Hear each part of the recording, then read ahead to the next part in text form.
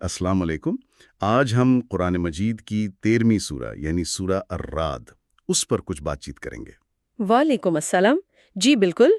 और हमारे पास जो बुनियादी माखिज है वो मोहम्मद असद की मशहूर तफसीर the message of the Quran है। तो देखते हैं कि असद साहब इस सूरा को कैसे देखते हैं। जी, असद साहब के मुताबिक और वैसे भी सूरा का मरकजी ख्याल यही लगता है कि अल्लाह ताला अपने नबियों के ज़रिए वो जो बुनियादी इखलाकी सच्चाइयाँ हैं वो भेजता है। अच्छा।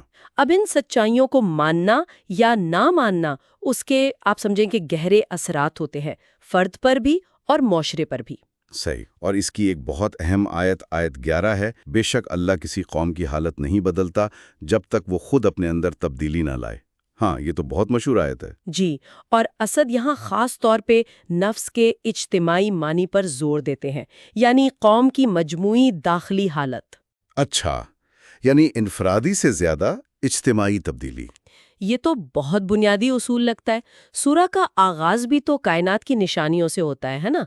आसमानों का बगैर सुतूनों के होना, सूरज चांद का चलना। बिल्कुल। असद इन आयात यानी आयत 2 से 4 तक उनको सिर्फ अल्लाह की कुदरत दिखाने के लिए नहीं देखते।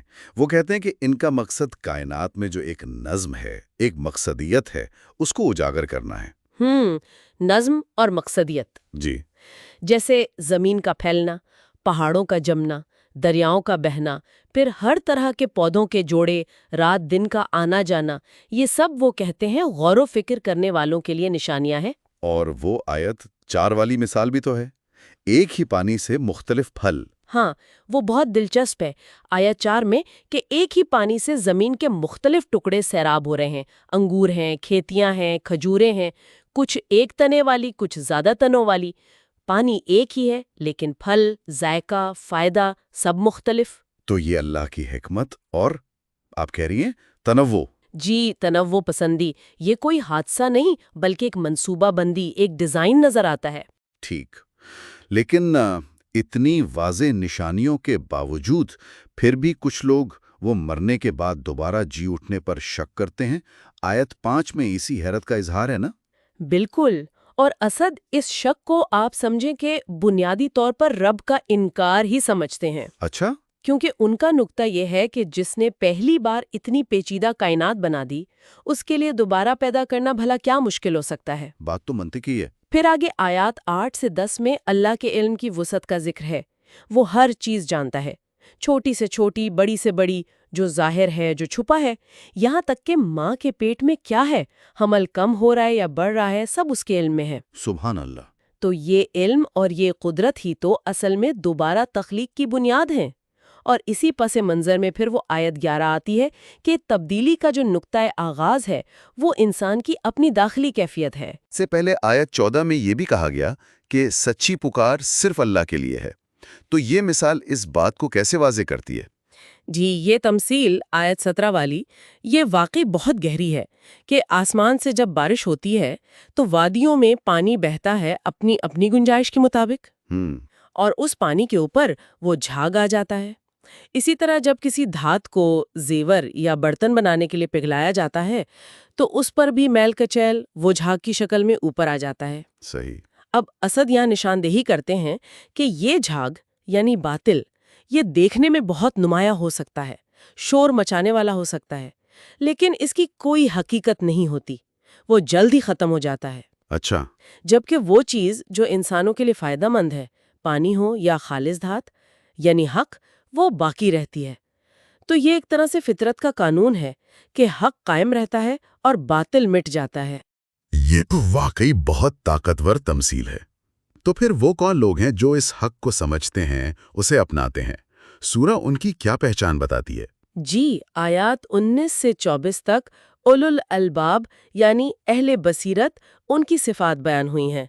असद के मुताबिक ये वो लोग हैं जिनके पास सिर्फ मालूमात नहीं बल्कि गहरी समझ-बूझ है। क्या सिफात हैं उनकी? उनमें शामिल है अल्लाह से जो अहद किया है उसे पूरा करना, जिन रिश्तों को अल्लाह ने जोड़ने का हुक्म दिया उन्हें जोड़ना यानी सिला रहमी, अपने रब से डरना मतलब उसकी नाराजगी का खौफ रखना, सब्र करना, नमाज कायम करना, अल्लाह ने जो रिज़्क दिया है उसमें से छुपकर और खुलेआम खर्च करना, اور ایک بہت اہم بات، برائی کو بھلائی سے دفع کرنا۔ یہ تو صرف عبادات نہیں، یہ تو پورا ایک اخلاقی نظام لگتا ہے۔ بالکل، یہ ایک مکمل ضابطۂ حیات ہے۔ اور ان لوگوں کے لیے پھر انجام کیا بتایا گیا ہے؟ ان کے لیے بہترین انجام کا وعدہ ہے، یعنی ہمیشگی کے باغات، جہاں وہ خود بھی داخل ہوں گے اور ان کے والدین، بیوی بچے جو نیک ہوں گے وہ بھی ساتھ ہوں گے، اور فرشتے ہر دروازے سے ان کے پاس آئیں گے، سلامتی کی دعا دیں گے اور خاص طور پر کہیں گے کہ یہ تمہارے صبر کا بدلہ ہے۔ صبر کا بدلہ۔ جی، اور یہ صبر صرف مشکلات پر نہیں بلکہ نیکی پر قائم رہنے کا صبر بھی ہے۔ صحیح۔ سورہ کے آخر میں وحی اور نبوت کے بارے میں بھی کچھ اہم باتیں ہیں، جیسے آیت 31 میں ہے کہ اگر کوئی ایسا کلام ہوتا جس سے پہاڑ چل پڑتے یا زمین پھٹ جاتی یا مردے بول اٹھتے تب بھی شاید یہ منکرین ایمان نہ لاتے۔ جی ہاں، اسد اس نقطے پر زور دیتے ہیں کہ ہدایت دینا یا نہ دینا یہ اللہ کے اختیار میں ہے، اور معجزات بھی اسی کی مرضی سے ظاہر ہوتے ہیں، جیسا کہ آیت 38 میں بھی واضح کیا گیا۔ اچھا۔ اور یہ آیت یہ بھی بتاتی ہے کہ پچھلے انبیاء بھی انسان ہی تھے، ان کی بیویاں تھیں، بچے تھے۔ نبی کا کام بنیادی طور پر پیغام پہنچا دینا ہے، اور ہر دور کے لیے ایک کتاب، ایک شریعت رہی ہے۔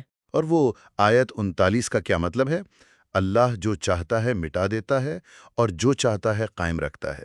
اسد اس آیت کو یمح اللہ ما یشاء و یثبت اس تناظر میں دیکھتے ہیں کہ وقت کے ساتھ شریعتوں میں کچھ تبدیلیاں آ سکتی ہیں حالات کے مطابق، لیکن جو بنیادی اصول ہیں وہ الکتاب یعنی اصل کتاب لوح محفوظ میں وہ ہمیشہ قائم رہتے ہیں۔ اچھا، تو گویا بنیادی تعلیمات وہی رہتی ہیں، تفصیلات میں فرق آ سکتا ہے۔ جی، کچھ ایسا ہی مفہوم ہے۔